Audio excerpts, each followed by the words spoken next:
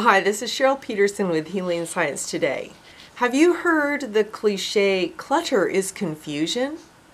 We have clutter around our house, and it does make it more difficult to find things. What defines clutter? Things I don't use at least seasonally or will probably never use again? Let's take this flip phone. It has no chip because I have this phone. Why on earth haven't I recycled this thing? It's been on the shelf for 7 months. Why? Am I too busy to take care of it? Or I'll wait until the pile of crap gets bigger or becomes unbearable before I recycle or take care of things all at the same time? Even my excuses can be clutterful, which gets me to asking, is mental clutter confusion? For thousands of years, people have theorized about thought power or the power of ego mind to alter reality. Every now and then, I hear the phraseology of mind over matter. Sure, some people probably don't give the topic of thought power, well, much thought, but others, including myself, discover a growing body of evidence that an uncluttered mind relates to a greater sense of well-being and a worthy future, even a house with less clutter. Naturally, this evidence reveals the ethical imperative for further study and understanding, and it's happening within the fields of psychology and neuroscience. Experiments are performed and evidence is found to show that yes, mental health affects reality. It's been determined that like produces like. Honest, practical thoughts produce a more transparent and reasonable reality. Although I see the value of getting rid of harmful thoughts and acquiring and acting on constructive thoughts, sometimes I don't even feel like I am my own thoughts. Makes me believe that it's easier to get rid of this phone than it is to get rid of thoughts of confusion. My own ego or human mind is limited or has bad timing. And although I appreciate the help of others as sounding boards or sources of advice and encouragement, even that's limited.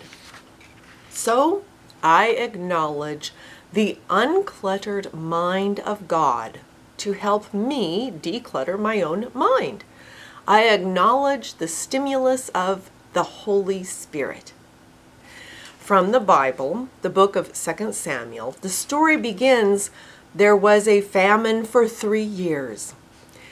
King David asked God, what's up with this unbearable famine?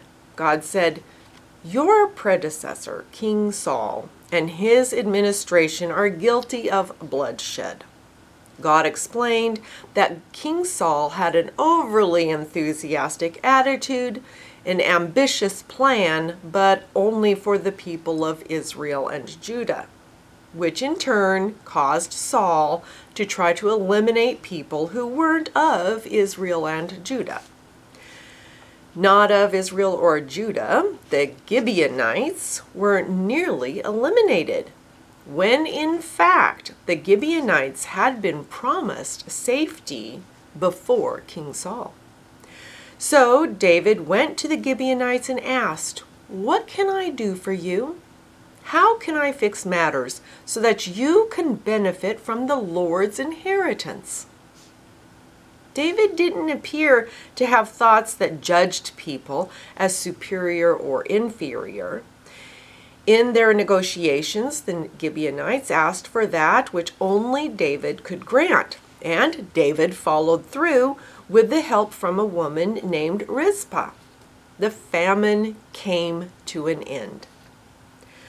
The goal isn't so much to get rid of a problem or confusion, but to get to know and to put into practice orderly, imperative, dignified, clutter-free mind. A free mind is our inheritance from God.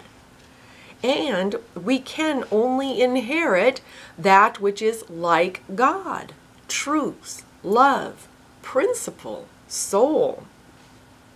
Any thought or incentive of godlessness, pretension, biased adoration, or lawlessness is not a part of God's inheritance. Love expresses loveliness. Principle expresses undeceived mental states. Soul expresses right timing. The legacy of the one and same uncluttered divine mind is ongoing and all-inclusive. We can act on our inheritance toward ourselves and others. What can I do for you? How can I fix matters so you can benefit from the Lord's inheritance?